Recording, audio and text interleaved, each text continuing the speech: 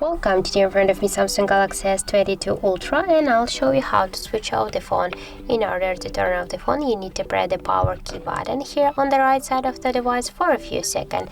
And if you got some the same situation like in my case, you just open the Bixby by press your power key button. You should go into the settings application and scroll all the way down here to the advanced features. Now just click here to the side key and switch near the press and hold Bixby to the power off menu. And now when you press your power key button here, you should click here on the power off menu and click on the power off menu again.